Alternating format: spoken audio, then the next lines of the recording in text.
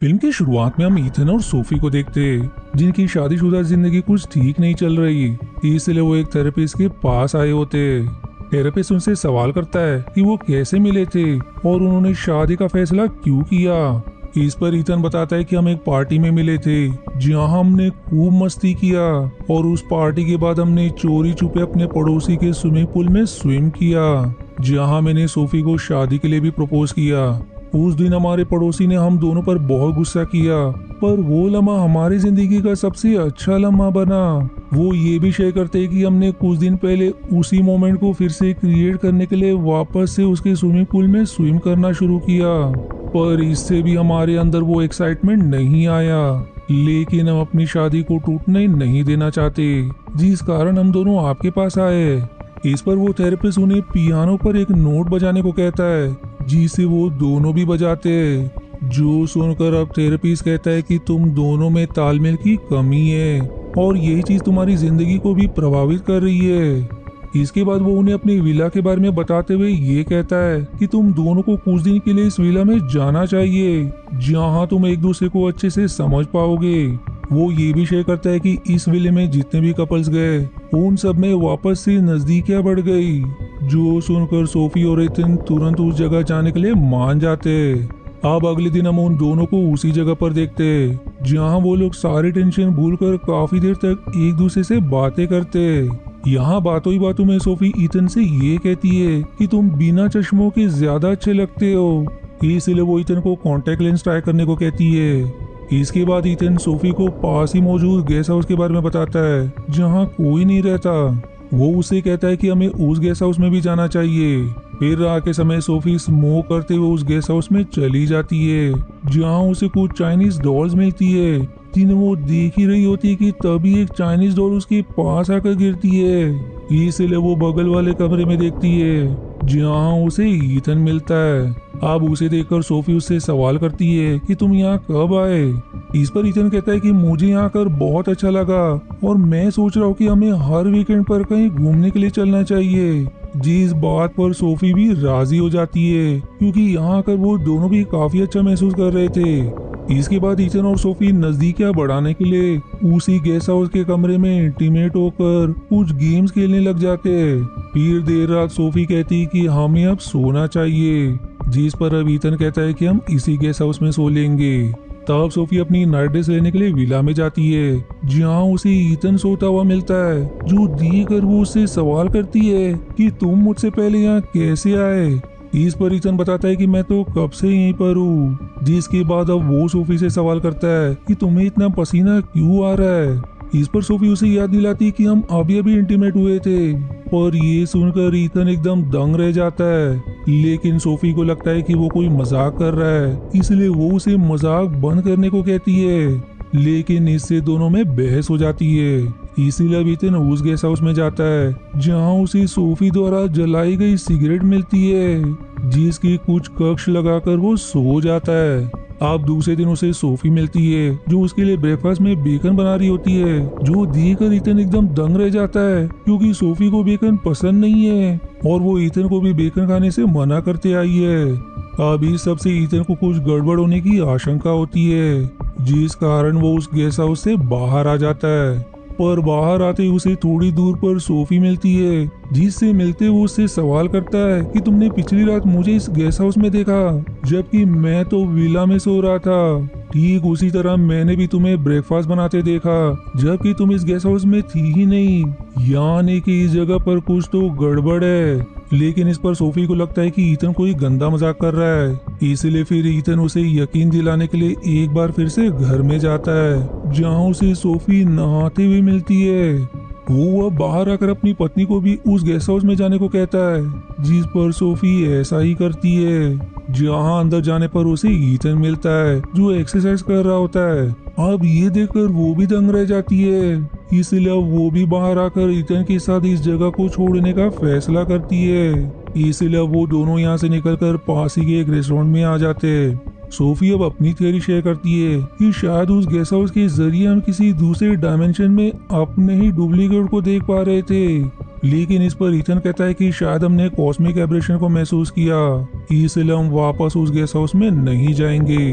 फिर बातों ही बातों में सोफी कहती है कि चाहे जो भी हो जाए, वो दूसरा ईथन बिल्कुल वैसा ही था जैसा मैं तुम्हें देखना चाहती हूँ, और मुझे लगता है कि हमें इस बार का पता लगाना चाहिए कि वहाँ चल क्या रहा है। इस पर ईथन पहले तो नहीं मानता, लेकिन सोफी के जिद करने पर वो दोनों एक बार फिर से उस जगह पर चले जाते हैं। दरअसल इस गेस्ट हाउस में उन दोनों के परफेक्ट वर्जन्स होते हैं, यानी कि सोफी को जैसा ईथन चाहिए वैसा ईथन यहाँ पे होता है, जबकि ईथन को जैसी सोफी चाहिए वैसी सोफी यहाँ होती है। पर डुप्लीकेट सोफी और ईथन यहाँ कैसे आए, इस बार का जवाब हमें आखिर में मिलेगा।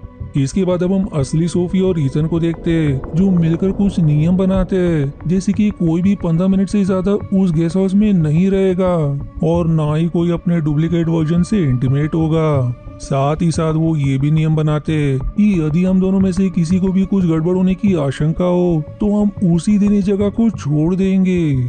इसके कुछ देर बाद अब सोफी उस गेस्ट हाउस में जाती है, जहाँ उसे ईथन का डुप्लीकेट मिलता है, जो सोफी की तस्वीर बना रहा होता है, जो देखकर सोफी को बहुत अच्छा लगता है। इसलिए वो उससे बात करते करते 15 मिनट से ज्यादा समय इसी गेस्ट हाउस में बिता देती है। वहीं असली ईथन खिड़की से अंदर झांकता है, जहां वो ये नोटिस करता है कि डुप्लीकेट ईथन सोफी के कंधों को मसाज दे रहा है। तभी सोफी की नजर ईथन पर पड़ जाती है, इसलिए वो गेस्ट हाउस से बाहर आकर उसे ऐसा करने से मना करती है। लेकिन इस पर ईथन सफाई देता है कि तुम पिछले 20 मिनट से अंदर ही थी, इसलिए मैंने झांकने की कोशिश की कि तुम्हारे साथ कुछ बुरा तो नहीं हो रहा। इसके जवाब में सोफी ये आश्वासन देती है कि आगे से मैं समय का ध्यान दूंगी।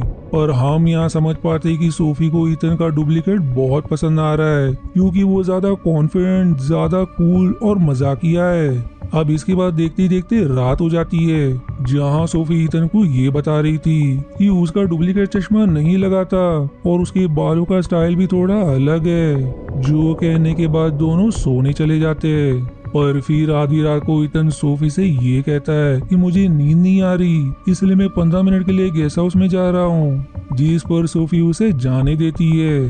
फिर हम ईथन को गेस्ट हाउस में देखते हैं, जहाँ वो अपने मोबाइल फोन में रिकॉर्डिंग चालू करके उसे छिपा दिए। इसके बाद अब दूसरे दिन सोफी फिर से डुप्लीकेट ईथन से मिलकर उसके साथ अच्छा समय बिताती है, जबकि दूसरी तरफ हम ईथन को गेस्ट हाउस में अपना फोन ढूंढते हुए देखते हैं, पर उसे उसका फोन कहीं नहीं मिलता।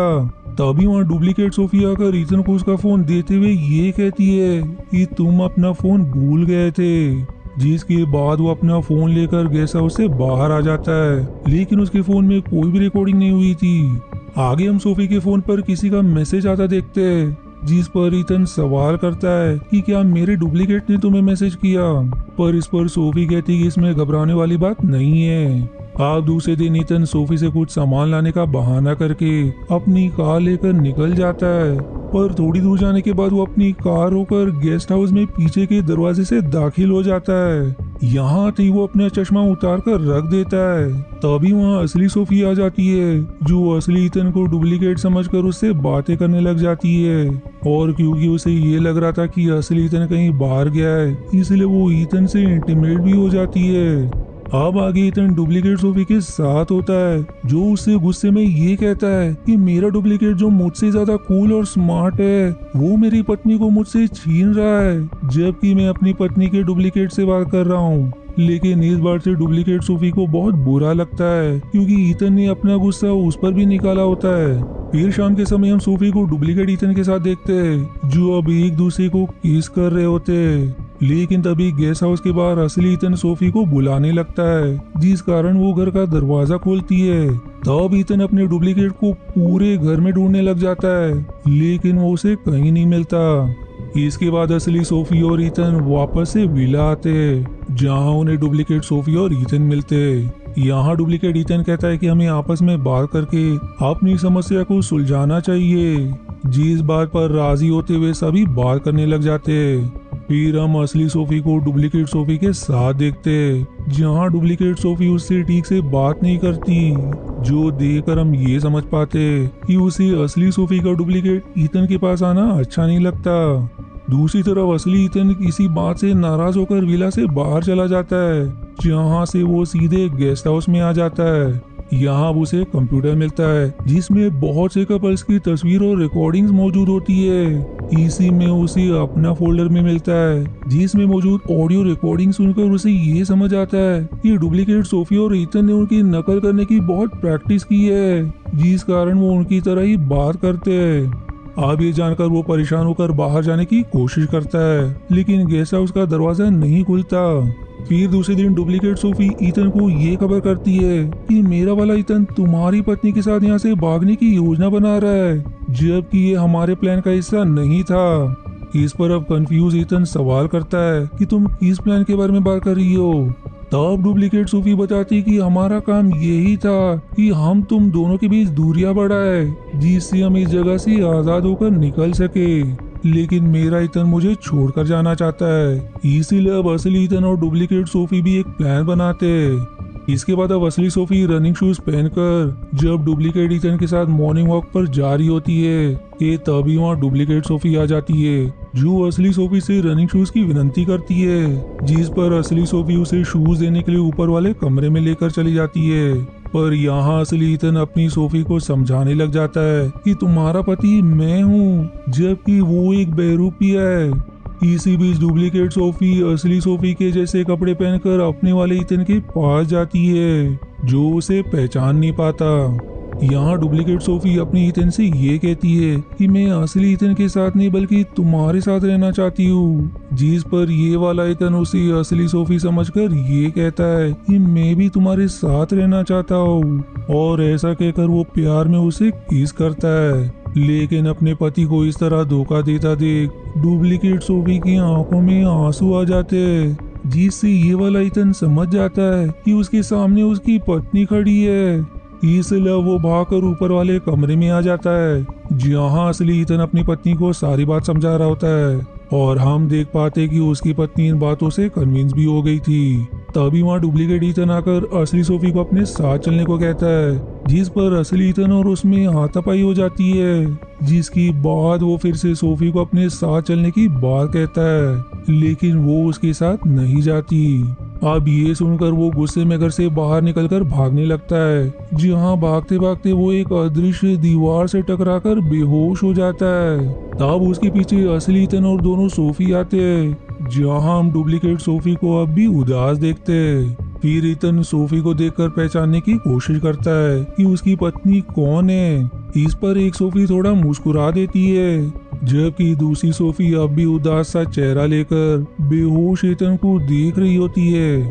इससे असली ईथन समझ जाता है कि उसकी पत्नी कौन है, इसलिए वो उसे लेकर अपने घर चला आता है। अब मूवी के लास्ट सीन में हम दोनों को खुश देखते हैं, जहाँ सोफी ईथन के लिए ब्रेकफास्ट बनाने जाती है। इस पर ईथन सवाल करता है कि वो ब्रेकफास्ट में क्या बना रही है, जिस पर सोफी जवाब देती है कि मैं बेकन बना रही हूँ, जो जानकर ईथन के तो होश ही उड़ जाते हैं। जिसी कंफ्यूजिंग एंडिंग के साथ ये मूवी यहीं समाप्त हो जाती है। अब इस मूवी को देखकर आपके मन में कई सवाल आए होंगे कि आखिर वो थेरेपिस्ट कौन था जिसने डुप्लीकेट सोफी और ईथन को असली सोफी और ईथन के साथ उस जगह पर रखा। तो इस सवाल के दो जवाब हो सकते हैं, जो मैं एक एक करके समझाता हूँ। पहला तो ये कि वो थेरेपिस्ट कोई इंसान नहीं बल्कि एक एलियन था, जो इंसानी कपल्स के ऊपर किसी तरह का एक्सपेरिमेंट कर रहा था। इसीलिए उसने एक फोर्स फील्ड बनाई, जिससे टकराकर डुप्लीकेट ईथन बेहोश हो गया। वहीं दूसरा जवाब ये हो सकता है कि वो थेरेपिस्ट कोई जादूगर था, जिसने ऐसे कई कपल्स को इस जगह पर लाया, जो हम कंप्यूटर में मौजूद तस्वीरों को देखकर समझ पाते हैं, और अपने जादू से उन कपल्स के चेहरे और आवाज बदलकर नए कपल्स के आने का इंतजार किया। जहां पिछले कपल का काम ये था कि वो नए कपल के बीच फूट डालकर उन्हें इस जगह पर फंसा दे, जिससे वो खुद आजाद हो सके। और इस बात की पुष्टि डुप्लीकेट सोफी के बातों से होती है, क्योंकि उसने कहा था कि हमारा प्लान यही है कि हम तुम्हें एक दूसरे के खिलाफ भड़काकर पूरी इस जगह से आजाद होना चाहते हैं। पर इससे अब आपके मन में दूसरा सवाल आ रहा होगा कि मूवी के आखिरी सीन में दिखाई गई सोफी असली है या नकली। तो इस बात का जवाब यही है कि वो डुप्लीकेट सोफी थी, क्योंकि असली सोफी को बेकन नहीं पसंद था, जबकि ये सोफी ब्रेकफास्ट में बेकन बनाने की बात कहती है। वहीं ये उस अदृश्य दीवार को इसलिए पार कर पाई क्योंकि उसके साथ असली ईथन था। अब आखिरी सवाल की डुप्लीकेट सोफी तो अपने वाले ईथन के साथ उस जगह से आजाद होना चाहती थी, तो वो असली ईथन के साथ वहाँ से क्यों निकल आई? तो मेरे हिसाब से कारण ये है कि डुप्लीकेट सोफी जो अपने ईथन से जान से भी ज्यादा प्यार करती थी, उसके ईथन का उसके प्रति सेम फीलिंग्स नहीं बचे थे, इसलिए दिल टूटने के गुस्से में वो असली ईथन के साथ वहाँ से निकल आई। वहीं पीछे असली सोफी और डुप्लीकेट ईथन छूट गए। अब चाहे असली सोफी और डुप्लीकेट ईथन एक साथ है, पर वो अब हमेशा के लिए वहाँ कैद रह गए जब तक कोई नया कपल वहाँ नहीं आता। अब आई होप आपके इस मूवी से रिलेटेड सारी कंफ्यूजन दूर हो गए, और अगर नहीं तो मुझसे कमेंट में जरूर बताएं ताकि मैं आपके बाकी के कंफ्यूजन दूर कर सकूं। मिलते हैं अगली मूवी के एक्सप्लेनेशन पर, तब तक के लिए धन्यवाद।